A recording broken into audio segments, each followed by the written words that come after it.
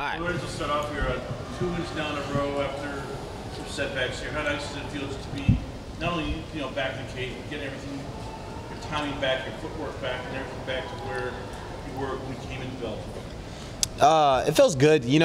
With this fight, I had a lot of changes and things like that, and I fought in January, so I felt the rust in there. I like to be an active fighter. As long as I'm healthy, I like to fight. So with this fight, it was stretched out for so long. I didn't know when I was going to fight. So, I felt a little bit rusty in there. But, as long as I stay active, I got some ring time in right now. And, he's a tough opponent. So, I feel like it's coming back. I just got to stay active. Right now, we get a tournament. Roy McDonald suffered some bumps, bruises, and injuries during his fight with Musasi. Mm-hmm.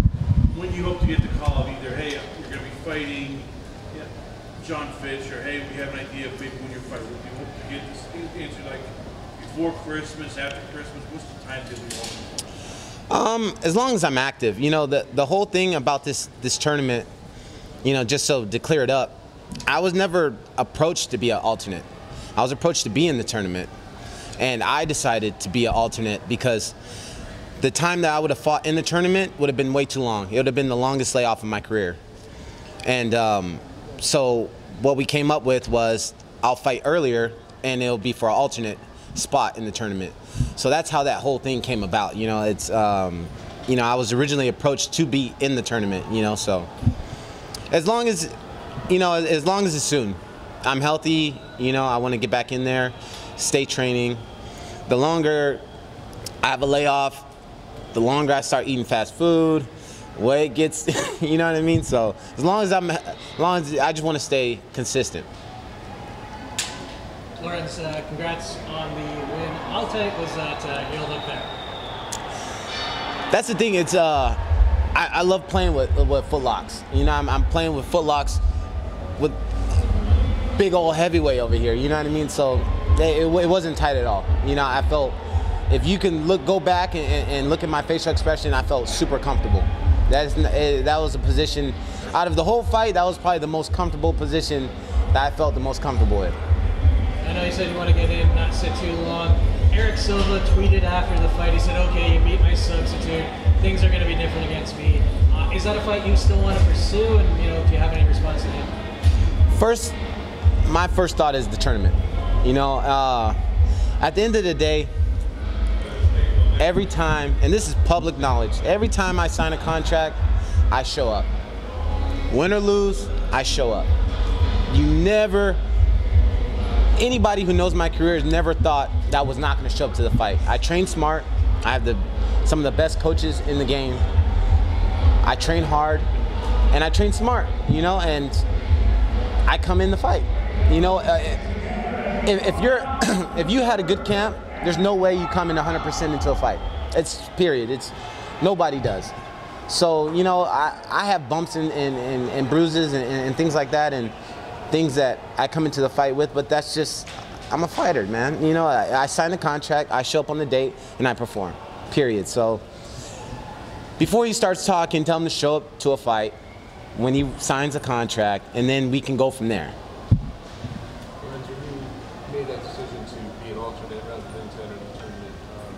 How did you sort of weigh the activity? Seems like it was more important to you. How did you weigh that against the possibility of playing for the Bellator? Well, my thing is the layoff. The longest layoff I've ever had was, I think it was like 11 months, and that was my transition from Strikeforce to UFC, and that was one of the worst things in my whole career. It was too long of a layoff. So this is something that I did not want to repeat, and I want to stay active. That's the whole point. I don't want to fight 1 time, 2 times a year. I really want to be active. So those were my big decisions that made this happen. It's big layoff or be in the tournament. Or be in the tournament and have a big layoff, or fight sooner, and the fight sooner weighed a lot more for me. Did you come out of this one pretty healthy? No, I'm good. Lorenz, Keith Jen, the MMA takeover. Congratulations on the victory. Thank you. How hard was it to prepare for 3 different opponents in this training camp? You know, at the end of the day, my team, you know, is very confident with how I could adapt to different guys. And the good thing is for me is, as you guys can see, I can fight Orthodox and I can fight Southpaw. It's not that big of a change for me.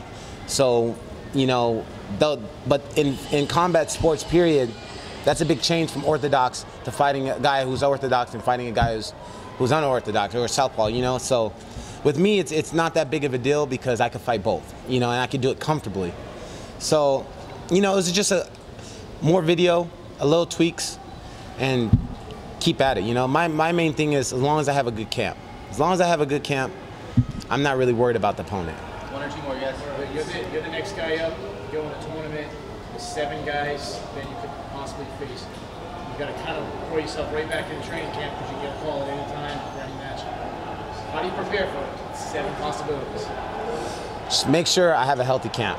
As long as my condition is good, my coaches are working with me, working on technique and things like that, I feel like with anybody I can always adapt in there. And that's one of those things that came over time, you know, came with time and just being in the cage and being with different high-level, you know, opponents, you know. So as long as, my thing is, as long as I have a good camp, I can adapt in there. And I could take direction from my coaches and apply it. Lima and Douglas Lima and Paul Daly both have wins on you. They're still in the tournament. There's a bunch of other guys. Do you have a preference? You could, you know, you get a perfect opponent. You get to pick any one of these 7s. Do you have a preference? I don't, as long as it's in the final. When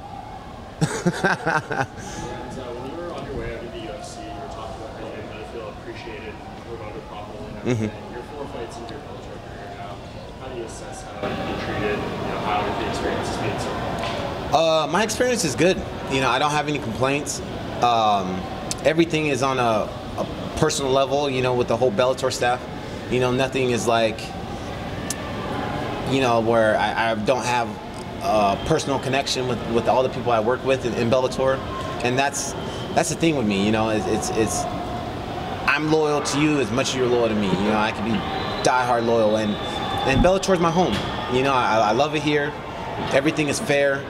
You know, I'm not asking for nothing crazy, and everything is assessed fairness. You know what I mean? And that's what it's all about. You know, as long as I feel like I'm getting treated with respect and fair on both sides. You know, because you know, us as fighters, we always, no, I want it for me. You know, it's kind of a selfish sport, but I always look at things both ways, from my side and the other side. And you know, they've been fair to me since I've been here. All right. Thank you, Lorenz. All right, thanks guys.